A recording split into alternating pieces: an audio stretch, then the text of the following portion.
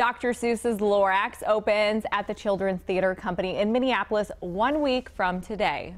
Every day for a better roof takes a mountain of myth to not permit to not move. The musical is based on the children's book by, you guessed it, Dr. Seuss. It was written almost 50 years ago, but its message about taking care of the environment is still very much relevant today. The show premiered in London before coming here to Minneapolis. And then this summer, it will move on to warmer places like San Diego. For now, we have Max Webster.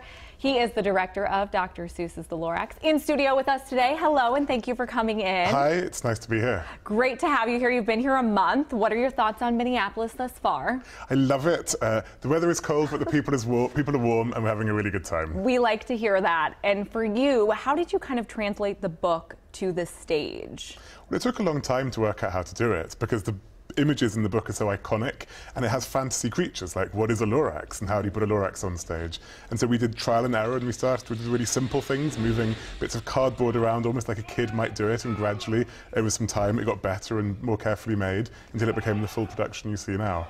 As the director of this, how do you like kind of bringing in that creative element into the production?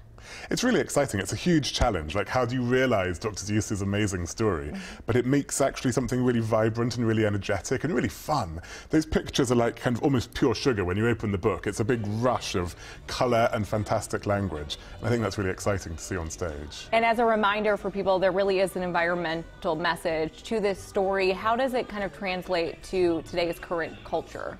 Well, I think the wonderful, or perhaps the sad thing, is that it's every bit as relevant as it was in the early 70s when it was written, and that message about how we look after trees, and as big a message how we look after the world we've been given, is really, really vital if everyone gets on board. I went and saw the Grinch performance with my niece earlier this winter, just after Christmas, but the CTC has kind of a long-standing history with Dr. Seuss. So for you to come here and do this show, what does it mean to you? Yeah, it's really important. CTC is probably the best children's theatre company in the United States, and they've had a really wonderful, long relationship with Dr. Seuss, and people expect quality and exciting things, and so it feels wonderful that we've been able to bring this production from London to you guys here. Well, we are so glad you are here with us. Hopefully you'll see a little bit of a warm-up while you're here, but you can see Dr. Seuss's The Lorax this Sunday through June 10th at the Children's Theater Company in Minneapolis. The musical is recommended for all ages, and we have more information at WCCO.com/links. Max, enjoy your stay. Thank you very much.